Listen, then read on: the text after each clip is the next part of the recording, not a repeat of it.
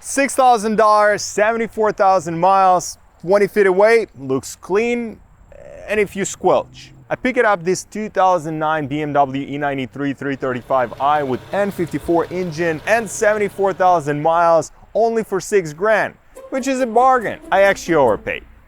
By a big margin, probably. So the plan is simple. Restore the car to the condition, so-called excellent or very good, get a couple grand and get another project. By the way, you in the future, like 4 months future. What you can see is basically finale. I mean, few things here and there still left, but everything else looks amazing.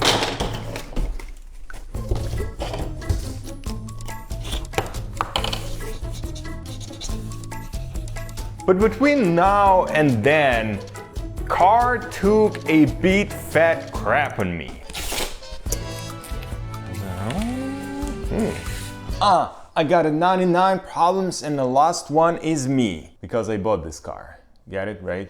No. So before passing back to the past me, I want to say that we are setting a budget which is $1,000. Not much for the amount of things that is on that list. But you should not care about what is going on right there. We'll get to that point and why and how much money we spend. Every single episode will have breakdown or actually some of what we already spent. But anyway, enough of that. Let's go back to where I was stupid and young. Although something doesn't change despite I got older. I have no idea if I have the budget to fix it up. And this is gonna be a problem. This is not exactly a bargain. When the roof won't open, the rear window is scratching itself to death, and the dash looks like a Christmas tree. Interior, as you expect from BMW. It's sticky and gooey. Luxury BMW paint doing its thing. On the other hand, engine and transmission feels pretty solid. So this could be a save for us. Or really expensive lesson. From 20 feet, Monaco blue is stunning. Up close, it's rough. We've got a constellation of scratches, misaligned and a dent trunk, a headlights that looks like a sandblasted. I'll chase the worst eyesores first for the moral. So here's the big one. The E93 lives or dies by this hard top. And right now, it's a very heavy and very stock lead. And the biggest problem here because somebody already tried to fix it and they didn't. The window won't drop, so the roof stops.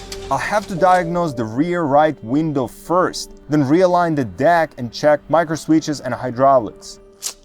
It did not align itself, mother Fraser. Fuck! Previously I owned hardtop convertible, was M3 E93 2012, and it was a disaster to work with the roof.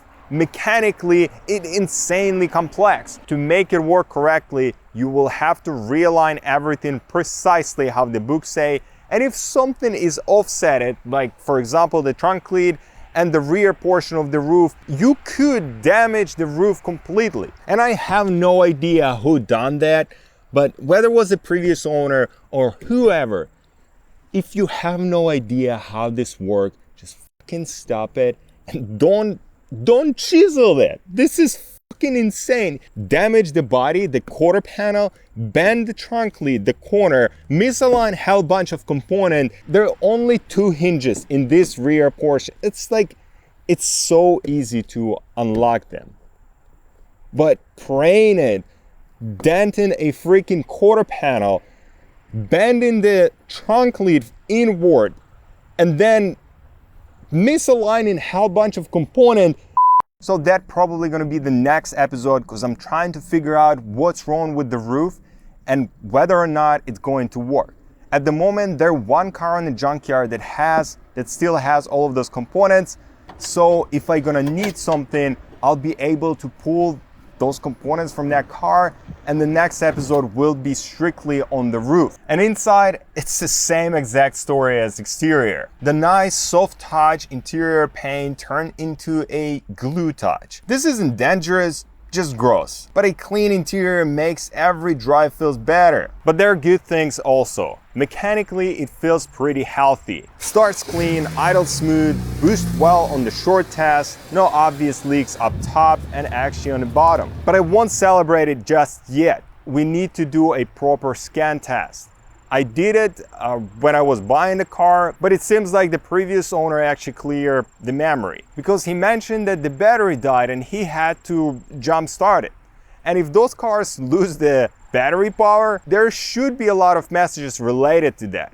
And there was none. ABS, DSC, brakes, SRS, all on. And that can be anything, from a wheel speed sensor to a wiring to a module. And as for the SRS, it should be easy fix since it's a seat or the weight sensor that is installed on the passenger seat. So $6,000 wasn't a killer price for this much work. But here's the play. I'm gonna make a 5-episode including this one. Episode 2, roof plus rear right window. Either it's work or it's a giant paperweight. If my theory is correct, after replacing that and resetting everything, we should have it work. Because at the moment, the windows just go like 1 inch at a time, specifically the front one. The both rear windows are actually worked correctly.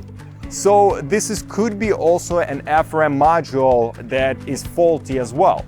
I ordered that already and will be working on that in the next episode, so we'll try to figure out why roof is not working. In episode 3, we'll try to make this car mechanically safe. All of the lights on the dashboard, or specifically ABS, SRS, and a brake or traction light on, we need to fix this problem before we start driving the car.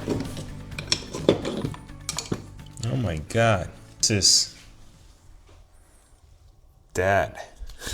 Episode 4 will be exterior restoration, PDR, polishing, as well as the headlights, and we'll do the touch-ups and we'll try to make it as brand new. Episode 5 is interior repaint and deep clean, which I'm pretty confident on that, and that's why it's last episode, because I've done that multiple times and I have all the tools, everything that I need to make that interior shine. And a final episode will be a cost reveal as well as final verdict on what we're going to do with the car. Now for the horizon. So if you want to see if I can save this roof as well as to clean the dashboard and fix pretty much all the blemishes as well as the interior restoration, make sure you subscribe and hit that like. Leave me a comment if you have fought this roof or the E93 with the similar problem with having those windows dropping 1 inch at a time, specifically the front one. The rear actually works well, as well as any tips on ABS or the SRS, maybe for the seat, what is going to be the best approach. I do read all the comments, I do respond to them, and that's going to be it for today. I'll see you in the next one.